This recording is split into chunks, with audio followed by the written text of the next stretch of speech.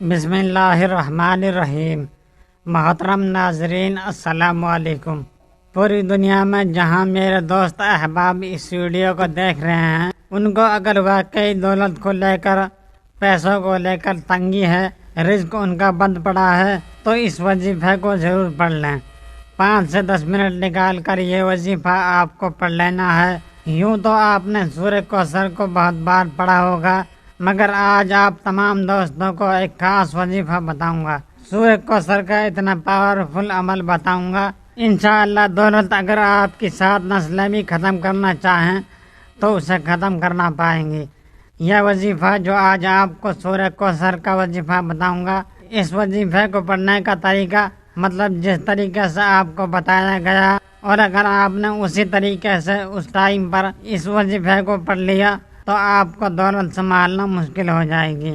دوستو، یہ وظیفہ اگر جس بھائیوں کا کاروبار نہیں چل رہا ہے، جن کو رزق کی کمی ہو، پیسوں کی کمی ہو، وہ بھائی اس وظیفے کو اپنی پوری زندگی میں ایک بار پڑھ کے آزما لیں۔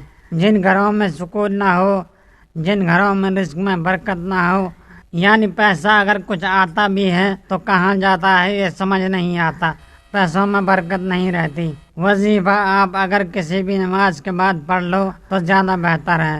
آپ فجر کی نماز کے بعد پڑھ لو، ظہر کے بعد پڑھ لو، عصر کی نماز کے بعد پڑھ لو، اسی طرح مغرب یا عشاء کی نماز کے بعد اگر آپ پڑھ لو تو بہت زیادہ بہتر ہے، ورنہ آپ کسی بھی دن کسی بھی وقت یہ پڑھ سکتے ہیں۔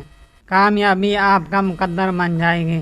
آپ اگر گھر میں ویسے ہی بیٹھے ہوئے ہیں تو بھی آپ یہ وظیفہ پاک صاف ہو کر وضو کر کے، اور پاک صاف جگہ ہونی چاہیے، آپ وہاں پر بیٹھ کر یہ وظیفہ پڑھ سکتے ہیں۔ آپ اگر نماز کے بعد پڑھ رہے ہوں تو اس کے بعد اس وظیفے کو پڑھ لو، نہیں تو آپ گھر میں سکون سے بیٹھ کر بھی یہ وظیفہ پڑھ سکتے ہیں۔ پاک اور صاف جگہ ہو جہاں پر یہ وظیفہ وضو کر کے آپ پڑھ لینا۔ جب عمل شروع کرو تو ایک بار سب سے پہلے آپ کو بسم اللہ الرحمن الرحیم پڑھ کر یہ وظیفہ شروع کرنا ہے، اور جیسے ہی آپ ایک مرتبہ پڑھ لو اس کے بعد آپ کو ایک مرتبہ درود پاک پڑھ لینا ہے۔ آپ کو درود ابراہیم یاد ہے جو آپ نماز میں پڑھتے ہیں، تو یہ سب سے بہتر درود ہے، آپ یہ پڑھ لیں۔ نہیں تو آپ کو کوئی بھی درود پاک یاد ہو، آپ وہ درود پاک پڑھ لیں۔ ایک مرتبہ درود پاک پڑھ لیں، اس کے بعد آپ اپنے ہاتھ میں ایک تسبیح پڑھی ہے تو آپ اپنے ہاتھ میں اس تسبیح کو پکڑ لیں، اور درود پاک پڑھنے کے بعد اس تسبیح کے پہلے دانے پر لا الہ الا اللہ محمد رسول اللہ، یہ کلمہ آپ کو پہلی تسبیح کے بعد پہلے دانے پر پڑھنا ہے۔ پھر دوسرے دانے پر آپ سورہ کوثر پڑھیں، پھر تیسرے دانے پر آپ کو پہلا کلمہ دوبارہ اسی طرح پڑھنا ہے، لا الہ الا اللہ محمد رسول اللہ۔ پھر چوتھے دانے پر آپ کو پھر سے سورہ کوثر پڑھنی ہے، پھر 5ویں دانے پر آپ کو پھر سے پہلا کلمہ پڑھ لینا ہے، لا الہ الا اللہ محمد رسول اللہ۔ اسی طرح آپ کو پہلے دانے سے شروع کر کے آخری دانے پہ آپ کو ختم کرنی ہے، اور پہلے دانے پہ آپ کو لا الہ الا اللہ محمد رسول اللہ پہلا کلمہ پڑھنا ہے۔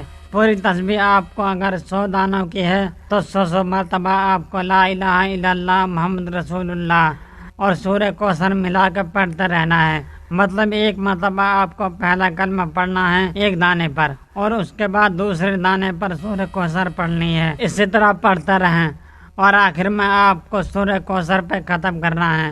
اور آپ کو یہ وظیفہ کسی بھی وقت کر لینا ہے، جب آپ کو فرصت ملے، جب آپ دیکھیں کہ آپ کے پاس کچھ ٹائم فری ہے تو آپ سکون سے بیٹھ کر یہ وظیفہ کر لیں۔ اور جیسے ہی یہ تسبیح آپ کی ہو، اس کے بعد آپ کو درود پاک جو آپ نے شروع میں پڑھا تھا وہی درود پاک ایک مرتبہ آپ پھر پڑھ لیں، اور اپنی حاجتوں کے لیے، اپنی مرادوں کے لیے اللہ پاک سے رو رو کر، گڑ گڑا کر اللہ پاک کے آگے اپنی پریشانی کو، اپنی مصیبتوں کو، اپنی ہر دکھ تکلیف کو آپ نے اس کے لیے اللہ پاک سے دعا مانگے۔ آپ کے رزق کی کمی ہو اس کے لیے دعا مانگ لیجئے، آپ کی دولت کی کمی ہے تو آپ اس کے لیے دعا مانگ لیجئے، اللہ پاک آپ کی ضرور مدد کریں گے۔